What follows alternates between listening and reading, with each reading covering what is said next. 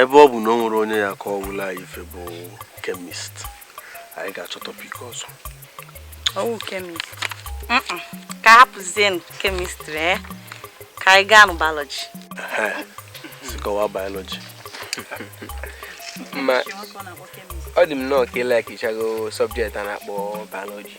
I like kwa me ọfụma o. Ọkachakwa nke a na-eme n'ime ụlọ. Nwanne m. Chukwu gọzie gị. Ịma ife a na-alụ. Yes. Bịa, Imo. Kemgbe anyị na ebe a, ị na-amụ sọ ọmụmụ ịma ntọkwa na-amụ. Biko, Imo, kọwatụ ka anyị si n'ọnụ gị mụtakwa okwu. Kọwara ife bụ biology. Ba. Why? Ba. Biology na na wa for you. Buleke. Asige ba. Ishiake. Oh. Asịrọ ngị kpọ onye ofu. Ihe ngwa gị wụ. Nye anyị nkọwa ya. Nya kọwala anyị ya. Oh, where? Biko nu, ihe abụrụ ihe ha bịara ime ebe a. Ka anyị menu go na akwụkwọ aba na class,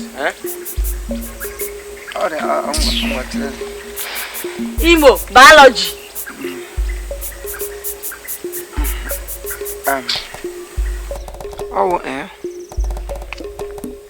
Imo, Mwe. Wago no ba. Mpago nwanyị. Gwa m eziokwu mpago nwanyị. Bịa nne biko kọwala ife biology na o. Nkọwa na nkuzi na nghọta biology na-akọwa maka ihe dị ndụ dịka ukwu akwa osisi akịta.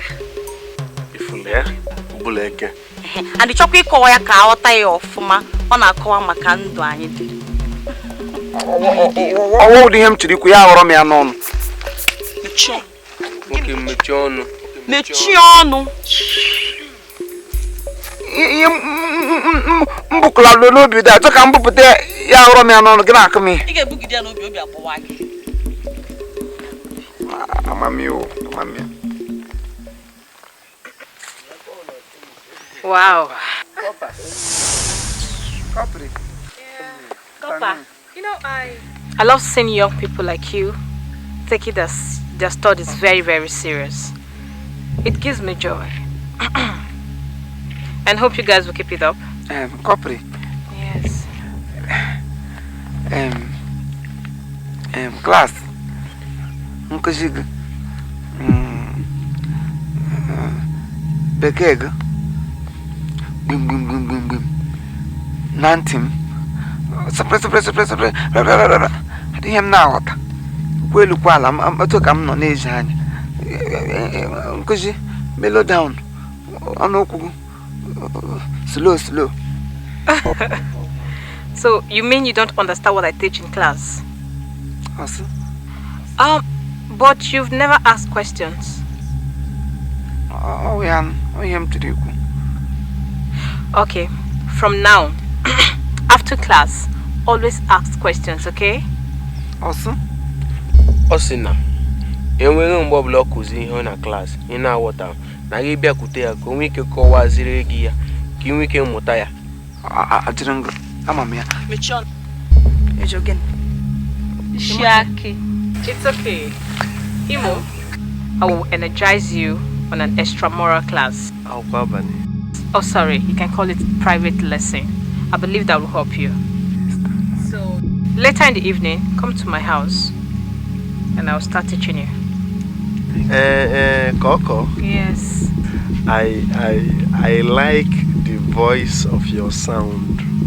Thank you. Hey, Compa. I like the hair you had. Oh, my hair. Thank you. Compa. alright, take care of you. Like my hair.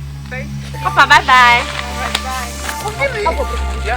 Agwabgo kwangi ihe gbasara kopa no mgbe ọbụla ị na-eme echiasi eze ka ewu na agba ọkụ ometo na akọlụ Chineke gị ka ị na-eto ometo na akọlụ Chineke ogini kwa baby ọ gị na-ekwu o isi ekwu afulenu ajụna nka nke ọlụ gị ọ gị nọzi ana ada ajụ gị kọba bịa baby adịmalike isi ife ị na-eme ajụna nka nke ọlụ gị n'ọnwa ayọ uninvited guest agwagokwa ngo agwagokwa